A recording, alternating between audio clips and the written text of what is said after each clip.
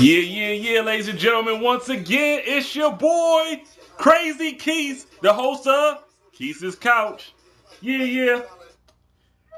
I don't know why I say yeah so many times. I must harken back to my rap days. But this is episode 6 of Quis' Couch. We going global, going viral. A lot of positive feedback. Before we go any further, I just want to give shouts out to everybody that's supporting this endeavor. Quis' Couch is an idea that just came about a week ago, but it's a project that's been in the making for 30 years. This is the culmination of everything that I've been through, the people who have carried me there, my loved ones, everybody who supports real talk, a sense of humor, and a love for pretty much everything that's worth loving. So I have a host with me. Speaking of those loved ones and people who support me, shouts out to my little cousin Shaquille. Say what's up. What up? What up, all the audience of Quis' Couch? Yeah, all 100 of them right now, but hopefully we can take it to the millions. You know, I take it to the million. I'm pretty sure. Listen, I see myself being like Keys Point oh. You know what I'm saying? I can get on the internet and host a video show on Comedy Central, and you know what I'm saying? I could even throw out some racist jokes like my man Tosh be doing, and you know, I could talk about other races and be a little mean, and a little ignorant. You know, I could go to the stars with this. I really hope to have that opportunity. And Shaquille, you know how it is. You know, growing up in our family, you know, this is every day for us. Real talk, being silly, wilding out. Yeah. So, what'd you say? So what's the topic today? What's the topic of today? On the show. Well, I figured the thing that me and you love the most that we have in common, first of all, we love wrestling, okay? And wrestling has gone through a lot of different it's gone through a lot of different changes over the years, but that's just one of the things we love. Another thing we love, how do I put it delicately? You don't really want to talk too much. You know, shouts out to the ATF and the feds. But when it comes to a certain favorite pastime of ours, that let's call it herbal essences. Let's call it herbal remedies. Relaxer. Yeah, you know. The relaxer for today. I'm sure everybody around the world do it. Oh, even the old people. Everybody. Especially the old people. Listen. Because there's some people in my family that's too old, and I would have never thought. So I've seen it. Listen, we in the same field, so you know I know who you talk about. Shouts out to all the old cats that have failed and hold it down. We ain't gonna blow up your spot. But yo, it's so natural to smoke, and I don't understand why it's such a in the whole legalize it rant, but I don't understand why people be hating so hard on something that just take away. Like for me, this is what it is. Okay.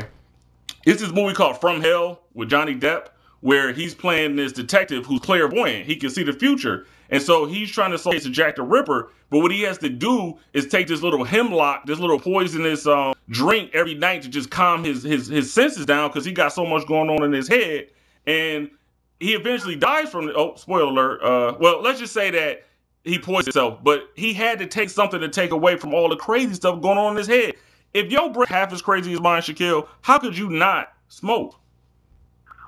Yeah, I mean, I wake up every morning and feel like I need a blunt in my system. I don't know about y'all, but around the world, people, I wake up every morning feel like I need a blunt, a Dutchie, a cigarette, or anything. But let me ask you. But the one thing about that is you gotta start realizing what we doing to people. It's not like no after effects, but I've been hearing lately some people been tripping up with some weed, and that's crazy for you to do something that you like so much and wake up to it every day, and then the next minute you know you are weirded out, crazy out. Yeah.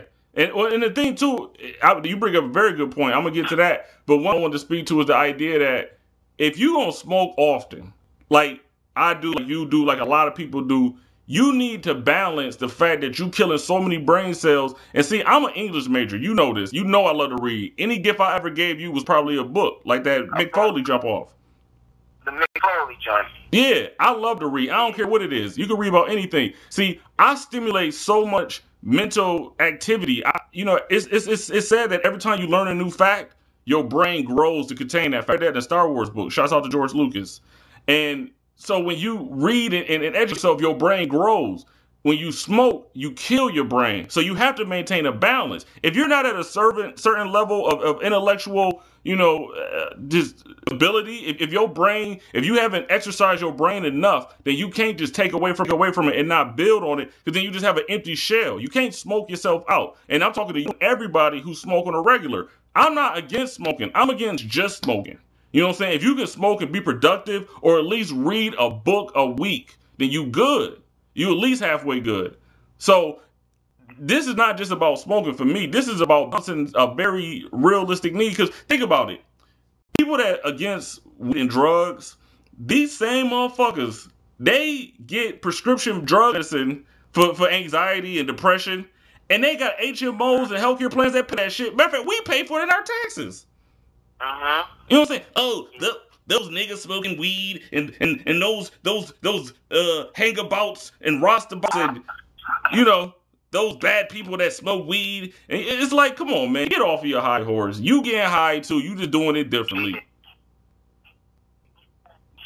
Yeah, I mean, I just hate the fact that everybody is so bad, and like you would never know, because you can watch it on TV and see everybody criticism about it. I'm on the show, Mom. I'm on marquee shows. I'm too loud. I'm sorry. Wait, shouts out to Aunt Ruth. Tell her I said hi. I love her. Just shouted out to you on the webcam show. Shouts to Aunt Ruth.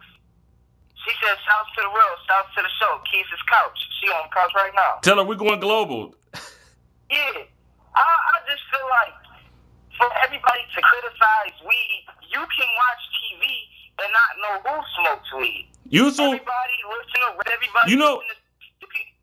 You have here to smoke weed if all I care. You better bet. But listen, you know who was exposed to smoking weed?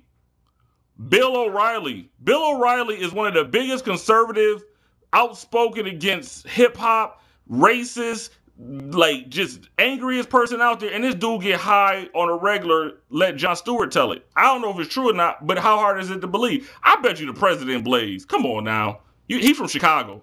He get that good. Him and Michelle be sitting up there. How could you not smoke if you the president? All the shit you got to deal with, you better be something. Listen, I don't trust a president that don't do something. W was doing coke. You better be popping me into something, because listen, it's too real out there. And people who critical, people just want to always have something to say. Everybody got something to say about smoking weed. On behalf of me, my cousin, all my weed smokers out there, shut the fuck up and go smoke a blunt. And trust me, if Obama wasn't smoking or doing nothing, he is now, because his ass under hallucinations. Osama coming back. Hell yeah, I bet you Obama he be smoking, and he was so high and shit, he be seeing Osama's ghost and shit. Him and Saddam, and he like, oh shit, take Joe Biden, take the shit out. I can't smoke this. It's too much for me. Will, I'm from Buffalo, New York, but I'm in Atlanta right now. Shouts out to the B-Lo. Let me tell y'all, this shit down here, this table shit, this shit ain't no joke. That what? You put some Quis and some Perk in the same book, and your ass twisted the rest of the day. You don't need to take nothing else but two blunts. Shouts out to ATL too, because y'all hold it down. Listen, it's some crazy shit out there. Cousin, be careful, because like you said, motherfuckers is putting shit in. They putting all kind of sprays and coke and crack and work and like all kind of wets. Listen, people, leave that dumb stuff alone. If it's meant to kill you, or if it's meant to do some drastic chemical changes, do it, okay?